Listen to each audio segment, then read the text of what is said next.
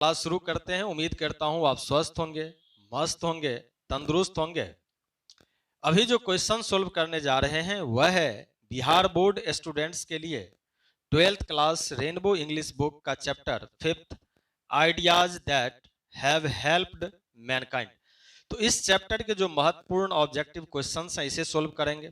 लेकिन एक बात मैं आपसे कहूंगा कि आप वीडियो तो देखते हैं लेकिन ससर जाते हैं, इससे काम चलेगा नहीं। चैनल को सब्सक्राइब भी तो कर दिया कीजिए। क्या जाता है, न रुपया लगता है न पैसा लगता है, न कुछ कटेगा आपका, जहां तक होगा फायदा ही होगा, नुकसान तो कुछ है ही नहीं।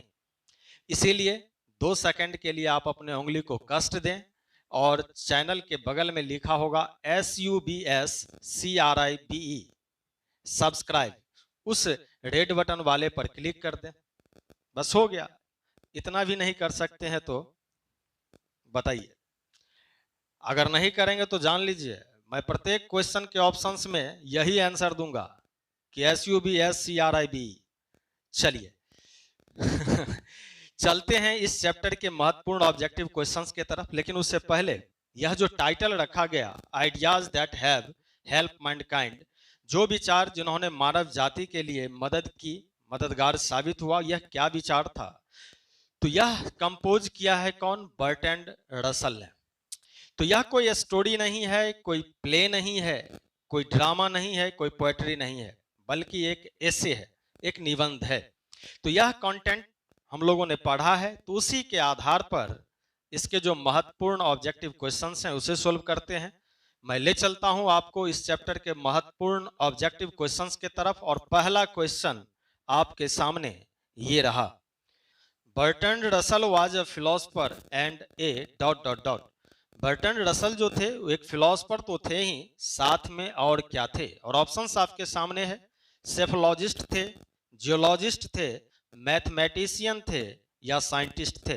सेफोलॉजिस्ट कहा जाता है उसको जो चुनाव विश्लेषक होते हैं, यानी पॉलिटिकल एनालिसिस करने वाले को सेफोलॉजिस्ट कहा जाता है।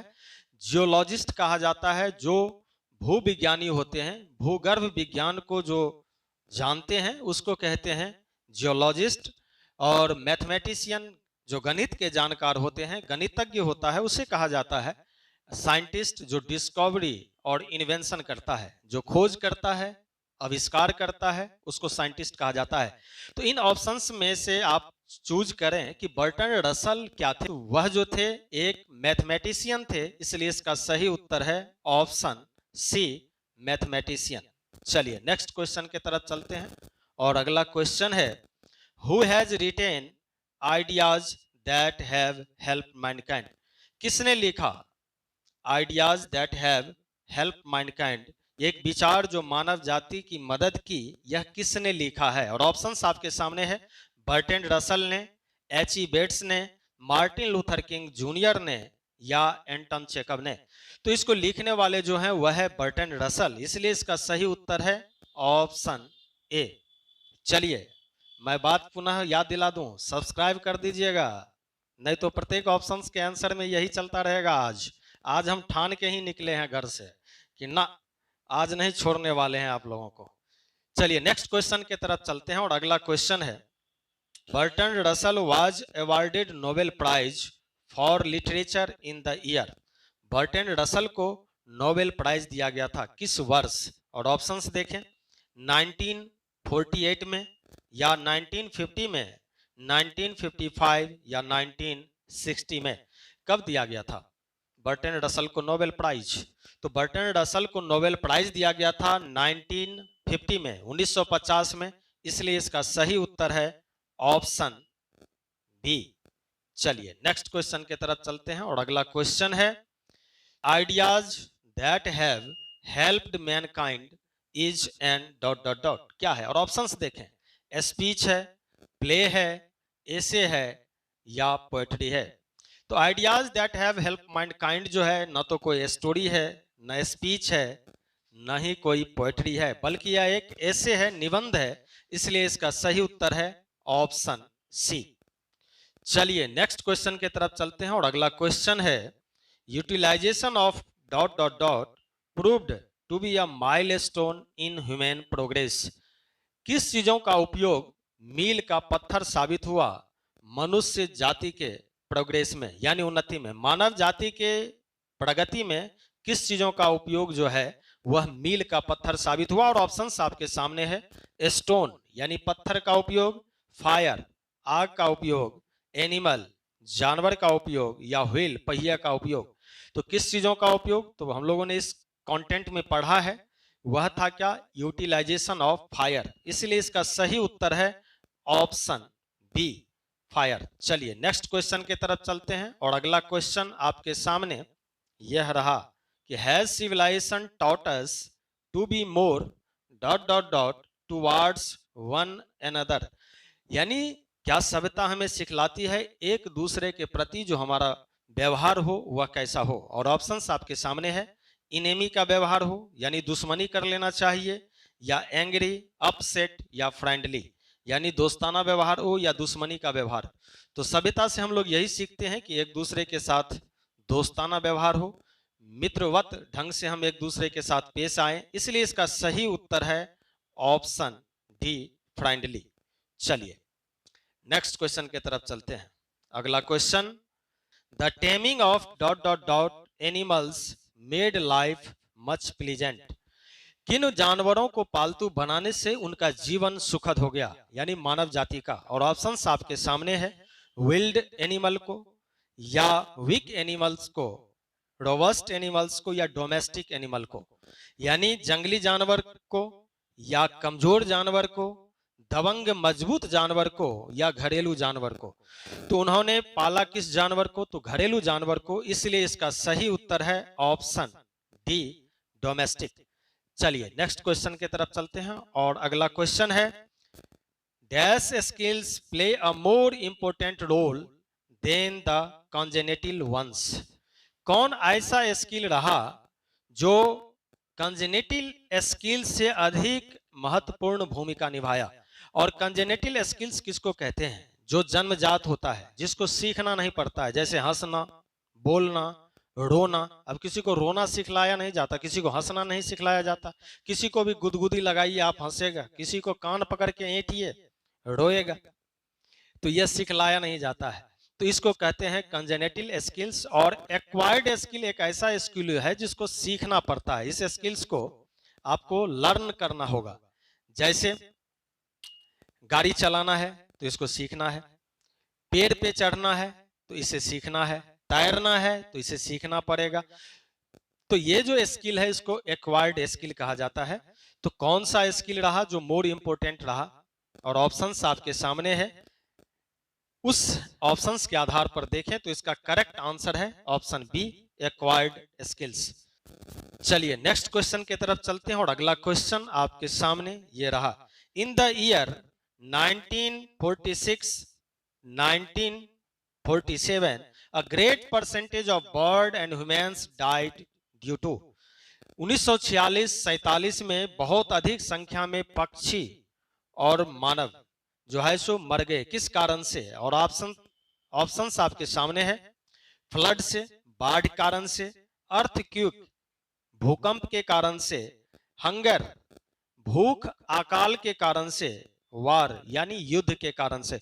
तो 1946-47 में जो great percentage of bird and humans का डाइट के कारण था, मरने का कारण था, वह अकाल था। इसलिए इसका सही उत्तर है ऑप्शन सी।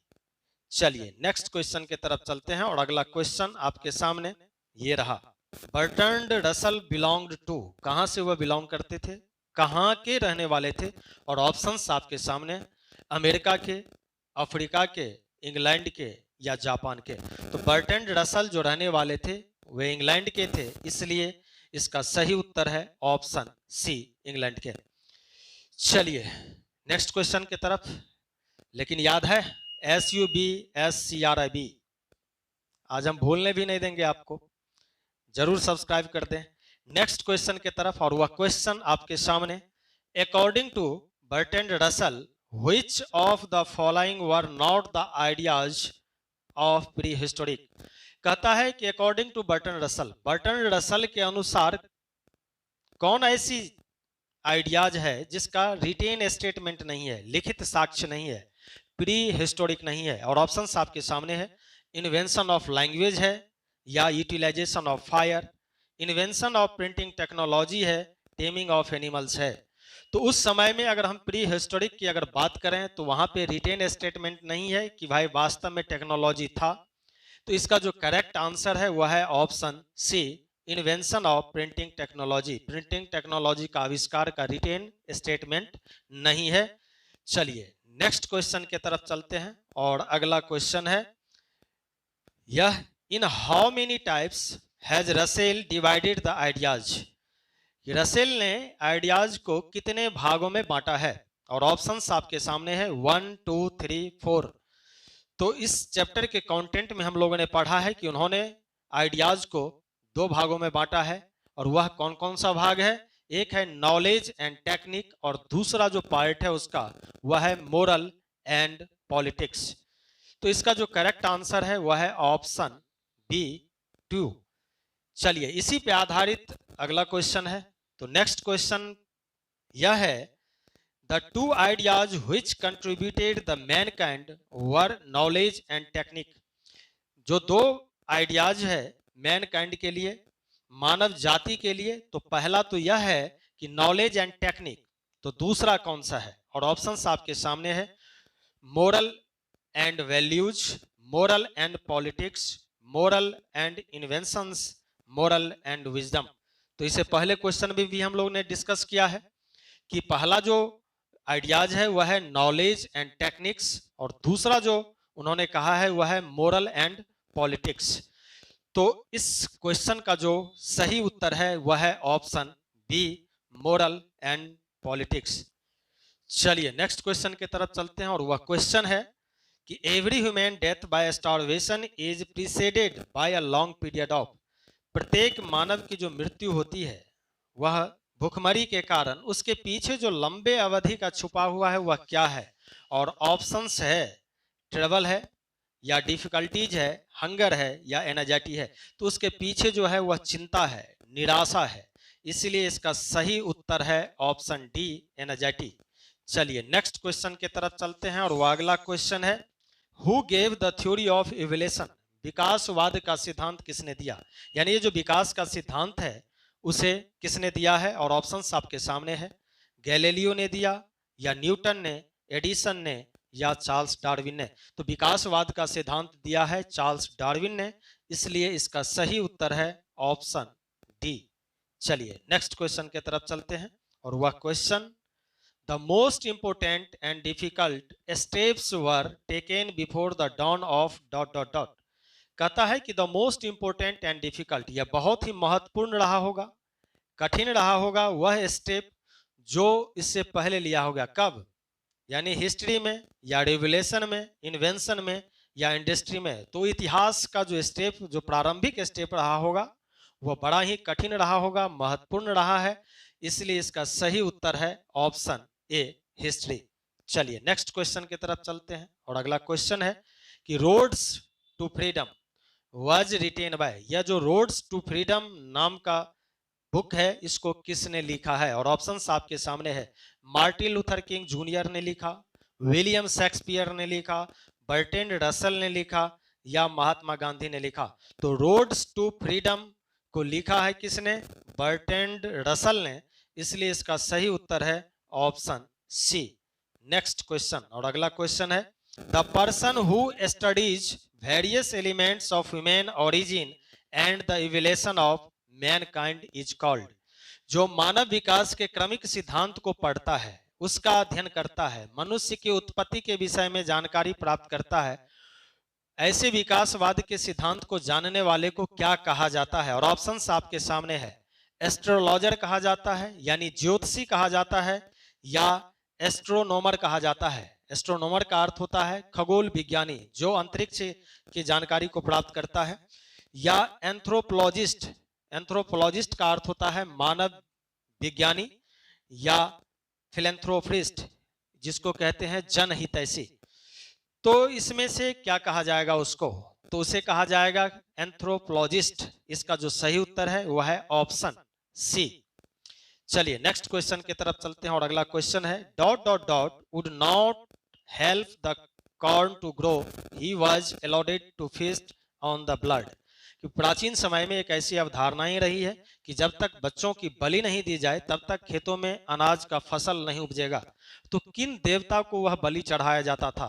तो एक यहूदियों का देवता था जिसे मोलोक कहा गया है, इसलिए इसका सही उत्तर है ऑप्शन ए, मोलोक। चलिए इसके अतिरिक्त स्क्रीन पे कुछ पॉइंट्स इंडिकेट किए गए हैं, इसे भी याद रखना है और चैनल को आप सब्सक्राइब कर लें। और मैं आज आपको कई बार कहा है कि नहीं जरूर कर लें, तो निश्चित ही कर दें ताकि नए नए कंटेंट के साथ मैं आपके बीच उपस्थित रहूं। मिलते हैं नेक्स्ट चैप्टर के साथ नेक्स्ट वीडियो में, तब तक बने रहें इंग्लिश यात्रा के साथ। बहुत बहुत धन्यवाद।